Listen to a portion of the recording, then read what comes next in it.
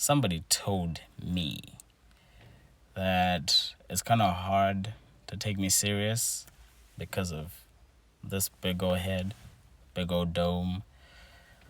And look, I get it, but bear with me because I'm having a bad beard weekend. So I mean, women are allowed to have like bad hair days, and yeah, I'm having a bad beard weekend. I need to go see my barber, and I mean, you may never also see my face again because between this and face masks, who needs faces anymore, right? But yeah,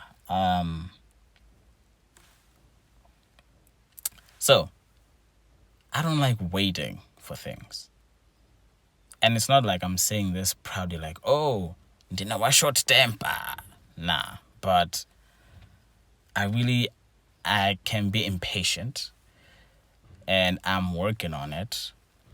But for someone who's very impatient, online shopping and being impatient do not go together.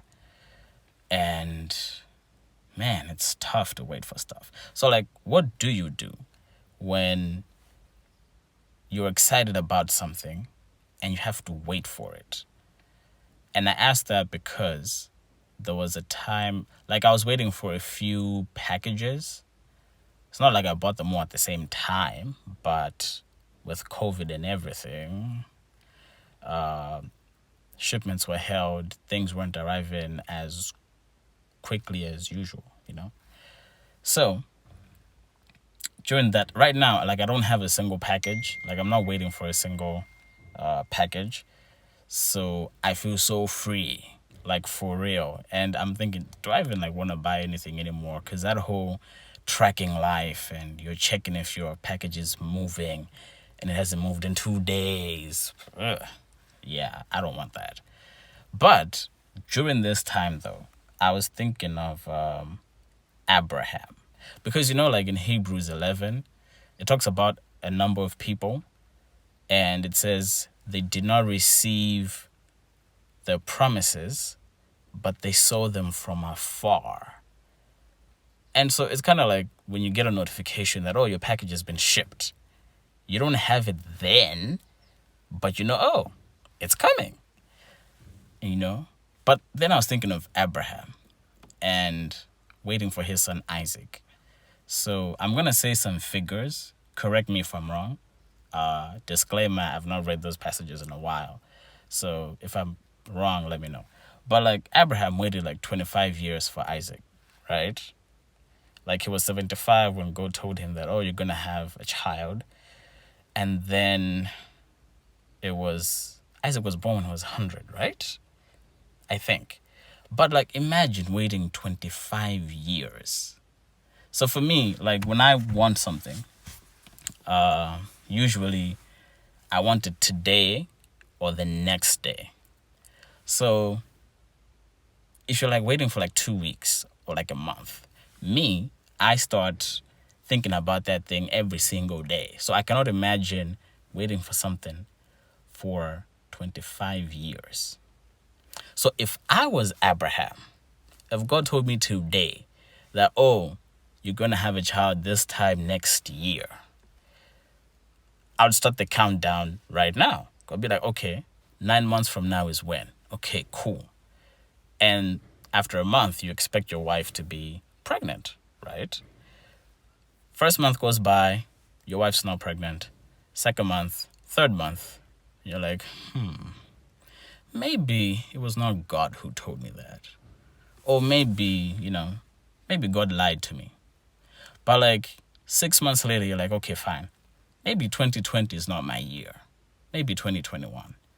2021 comes, first month, 0. Second month, nothing. Third month, nothing. You're like, okay, maybe God lied. And then year 3, year 4, year 5, year 10, year 15, year 20. Isaac, no. I cannot imagine waiting that long. So, what did Abraham and Sarah do?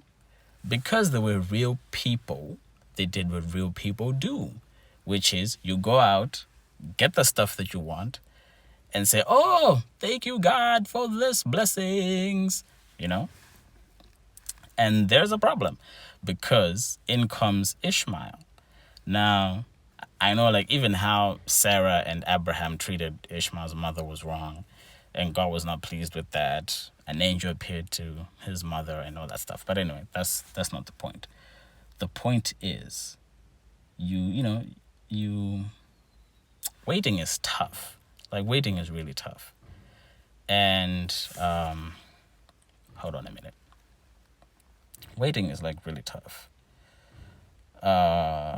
So if I've learned anything during this period, it's that God is sovereign, meaning like he's in control of everything. So if God gives good gifts, he has the right to also choose when to give you that good gift. Why he chooses this month and not like 6 months ago, we may or may never know. But yeah, God gives good gifts and he decides when to give them to you. But now the problem is today, everybody wants to be the captain of their soul. The captain of their own ship. And the idea of surrendering your will and your desires to somebody else, especially the Christian God, sounds ridiculous. But yeah, these are quarantine lessons. Trying to be patient. Yeah, that's your Sunday morning jetpack.